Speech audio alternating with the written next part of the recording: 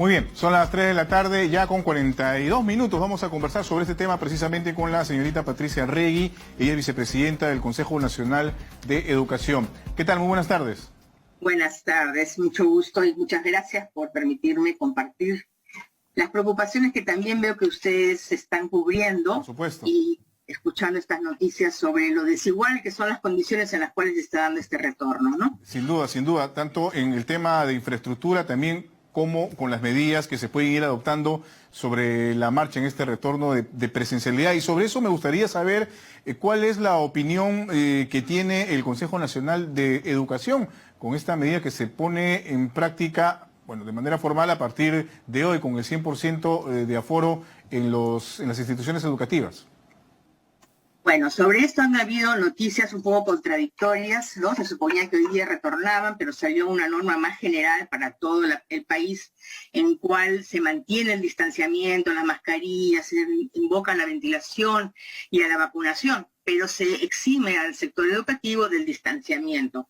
Nosotros estamos convencidos de que esas 4 medidas en su conjunto son necesarias y que si se afloja una, porque reconocemos que va a ser muy difícil asegurar el distanciamiento de 1 metro para todos los alumnos, entonces hay que reforzar las otras. Y por eso hemos sacado un comunicado el día de ayer, en el cual hacemos recordar que es necesario reforzar el asunto de la vacunación, que es lo más seguro, lo que más no garantiza no contraer el virus, pero sí garantiza que es más leve, que no lleva a una enfermedad grave, que es menos contagiosa. Y por lo tanto estamos invocando a que se acelere ese proceso. Es más, que a los docentes se les exija un carnet de vacunación para poder entrar al aula. Y luego que se asegure ventilación. Hemos tenido oportunidad de visitar muchos colegios en que las ventanas no se abren y eso tiene que ser cambiado. Y también que no se descarte el uso de las mascarillas, que son también una medida de protección, sobre todo y especialmente en los lugares cerrados, ¿no? Ahora, estamos tendiendo a pensar que ya todo pasó y no es así, ¿no? Así es. Hay que siempre mantener todavía la guardia en alto. Entonces, por sus palabras, infiero que están de acuerdo con esta exigencia, esta condición que lanzó el Ministerio de Educación, por ejemplo, el 100% de profesores vacunados y al menos el 80% de escolares también con la vacuna correspondiente. Sí, siempre habrán excepciones en casos muy especiales, en que por otras comorbilidades no es recomendable la vacunación, pero en general ese es nuestro enfoque, pero no condicionar necesariamente el retorno. Por eso estamos recomendando que más bien se refuercen las otras medidas. ¿Por qué? Porque el bienestar emocional, la salud mental de los niños también está en riesgo. Cada día son más los reportes que nos llegan de adolescentes muy trastornados por lo que han tenido que vivir en estos años, en algunos casos por pérdidas, o hay mucha orfandad, hay muchos familiares cercanos que se han perdido, y ellos mismos han sufrido el aislamiento durante este tiempo en algunos lugares. Y por esa razón es necesario que socialicen, que estén con sus pares, que puedan estar en la escuela, y también, por supuesto, por los aprendizajes, que si bien no somos tremendistas en el sentido de decir que no se ha aprendido nada en estos 2 años, se han aprendido muchas cosas y es deber de la escuela ahora tratar de identificar qué son esos aprendizajes valiosos que los chicos han desarrollado en estos años y también aquellos que falta que los desarrollen y concentrar su atención en eso, ¿no? Claro, entonces, por eso estamos invocando. Hay mucho trabajo que hacer, ahí se ha prestado poca atención a esa parte, ¿no? ¿Qué priorizar en la enseñanza y en la atención a los jóvenes? Y eso también nuestro comunicado también se ocupa de eso, ¿no? Y ahora, esta propuesta, iniciativa que también se planteó desde el Ministerio de Educación de que de alguna manera los centros educativos, las instituciones educativas se conviertan en centros de vacunación para de alguna manera fomentar, impulsar este proceso de inmunización. ¿Está de acuerdo con esto? ¿Qué le parece? Sí, nos parece excelente idea. En otros momentos de nuestra historia sanitaria se han usado los centros educativos, requieren cierto acondicionamiento. En las zonas rurales, pues los centros educativos no tienen refrigeradores y cosas por el estilo, pero de ahí donde sea posible para facilitar el acceso de las familias a las vacunas para sus hijos y para facilitar también el que acepten esa inoculación. Es muy importante que la escuela asuma un rol importante de difusión de información para tranquilizar preocupaciones, etcétera. La vacuna parece ser inocua, no da fuera de unos síntomas inmediatos muy manejables.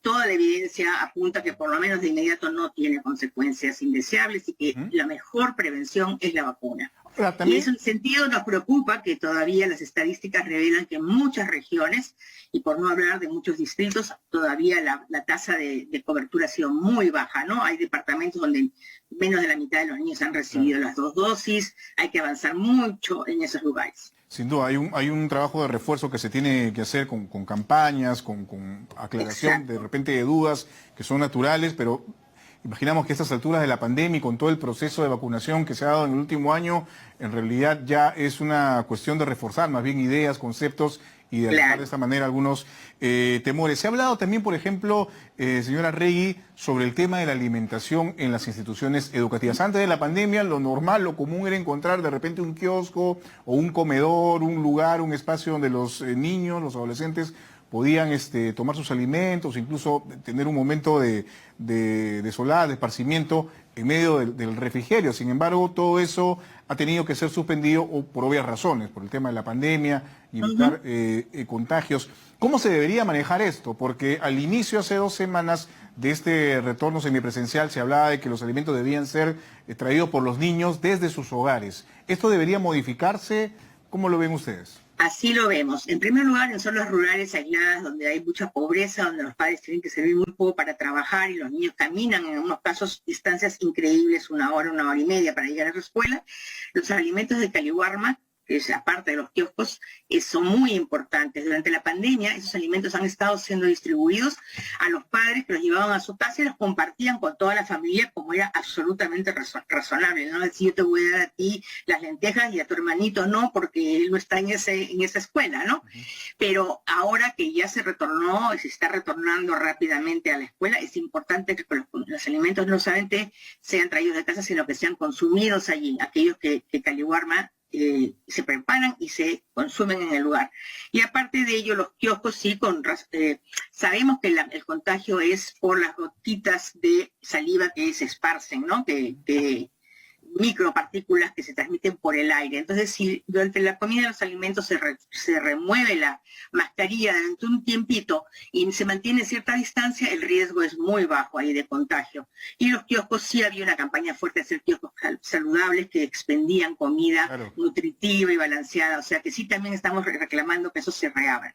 Claro, es importante. Bueno, obviamente todo esto con una evaluación técnica por parte de médicos, en fin, los entendidos en la materia, sobre todo por el bien de los pequeños, ¿no? De los menores, para evitar contagios dentro de los colegios, sin duda.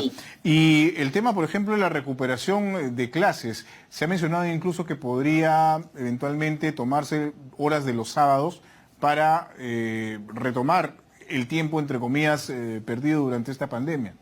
Eso sí me da la impresión que es una medida que van a tener que ver en cada localidad, incluso en cada institución educativa, ¿no? Hay espacios donde los sábados son días de trabajo familiar, trabajo doméstico, trabajo en la parcela, el cuidado de los animales, en fin, una serie de cosas que hacen difícil que los niños puedan ir el sábado a las escuelas.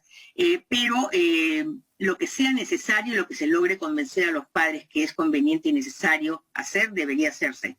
Eso requiere que unas pruebas que se han hecho llegar a todos los colegios, yo he visto los cuestionarios, las cosas ahí disponibles para que sean aplicadas por los mismos maestros, no para la aplicación de ningún premio ni ningún castigo, sino para saber dónde están los chicos, en qué están bien, en qué están mal, y para que se propongan diferenciar la manera como enseñan, no enseñar así al aire para un niño promedio que no existe, sino para esos niños reales que tiene delante y que siempre han estado en diferentes estados. Cuando el colegio comienza en marzo, hay chicos que han perdido un montón durante el verano, que han olvidado lo que han aprendido, pero el maestro generalmente le han enseñado a enseñar a todo el grupo junto.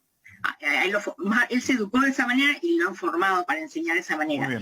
Se ha estado reclamando diferenciar esto y es una buena oportunidad para desarrollar las capacidades para hacerlo, que se usen esas evaluaciones, que se discutan en el grupo de maestros, de ahí donde hay más de uno en cada institución, y que se piense bien qué es lo que se va a priorizar y se va a enfatizar más. Eso es muy importante. Listo. Muchísimas gracias por haber estado con nosotros. Que tenga buenas tardes. Gracias a usted. Gracias. Un gusto. Patricia Arregui, vicepresidenta del Consejo Nacional de Educación, ha conversado con nosotros. Son las 3 de la tarde con 51 minutos.